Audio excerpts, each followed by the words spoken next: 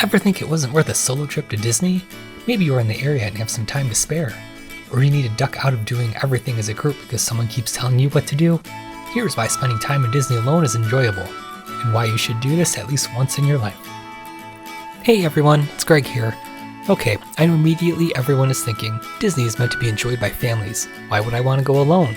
And yes, I do enjoy going with my whole family and seeing the joy on everyone's faces, but you need time alone too, and if you have the opportunity, why not take it?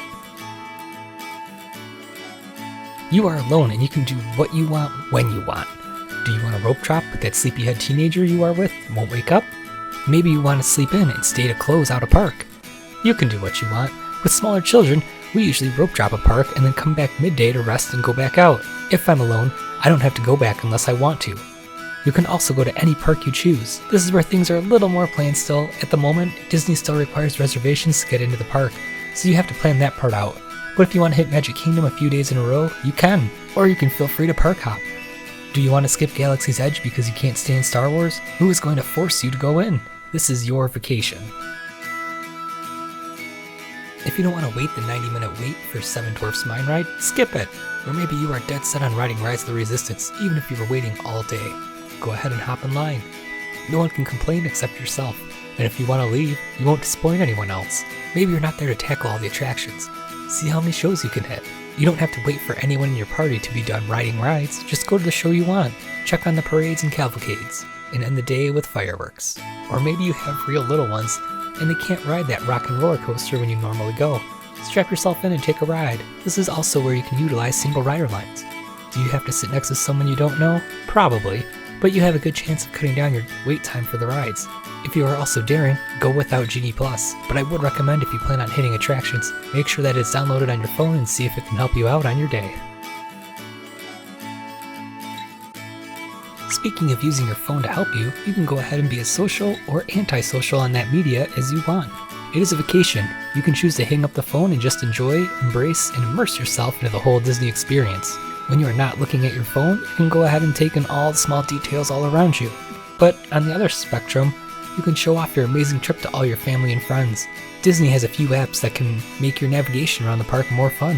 While waiting for Peter Pan, you can check the Disney World app. This will show you all the other rides and wait times in the area, and you can cruise on over after you finish up on your ride.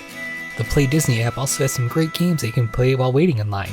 While in Galaxy's Edge, you can access the datapad, which allows you to translate the Arabesh around Batuu. Not only that, you can hack into droids and control panels, scan objects to discover precious cargo, and tune into crypt communications.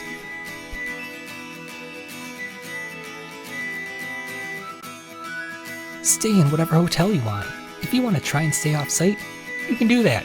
This actually is a great idea to try this new experience without the family. If you decide you didn't care for it, you won't hear anyone else complaining about the whole trip. Disney is running out of reasons for anyone to stay in their hotels. After all, we don't have any free transportation to and from the airport. They charge you to park your car at the hotel. Why not try a cheaper alternative? I, on the other hand, would still stay on property if given the choice. However, with a family, I would stay in a cheaper hotel. But by myself, I might spend that extra money to enjoy an experience of a moderate or deluxe hotel. If you want to stay on property, don't plan on staying in the resort more time than you have to. You can opt to choose a value hotel. Experience a rest day. Just because you're on Disney property doesn't mean you have to be in a park. Enjoy what Disney World Resort has to offer without the parks. Even with others in my party, we try and have a rest day to recharge. And what is the best thing about this? We can check out everything our hotel and other hotels have to offer. Do you want to lounge around the pool all day? Grab a book and relax. Most of the pools have a bar near the area and you can pick up a drink and just hang out. The hotels offer a lot more than a pool.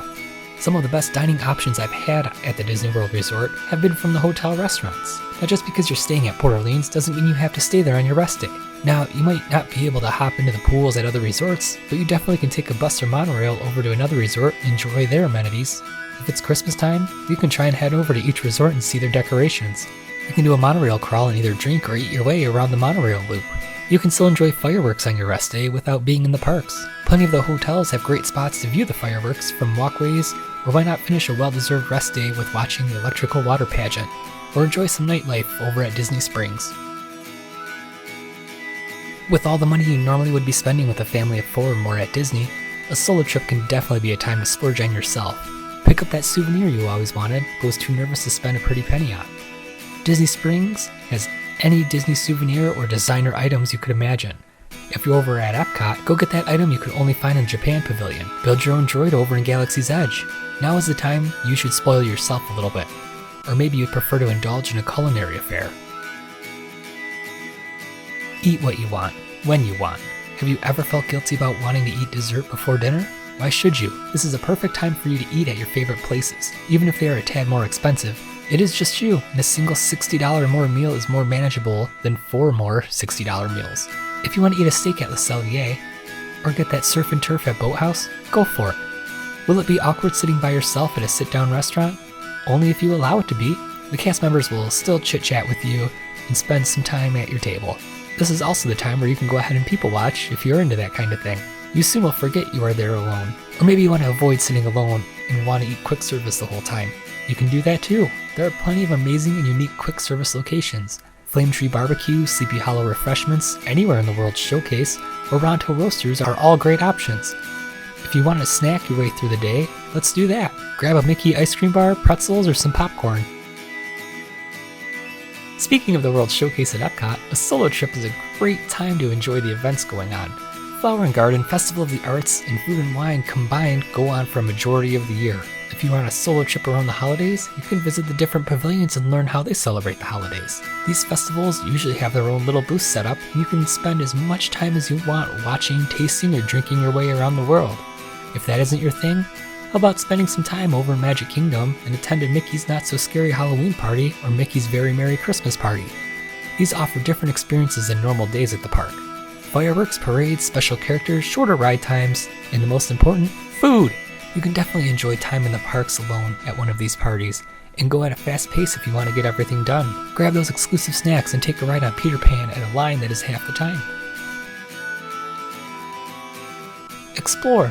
You can go places your party normally wouldn't go. There are a ton of little spots all around the Disney World Resort that you can find that a lot of people don't know about. There are tons of trails in Animal Kingdom around the Tree of Life. Your resort probably has a few spots with chairs or benches that nobody goes to.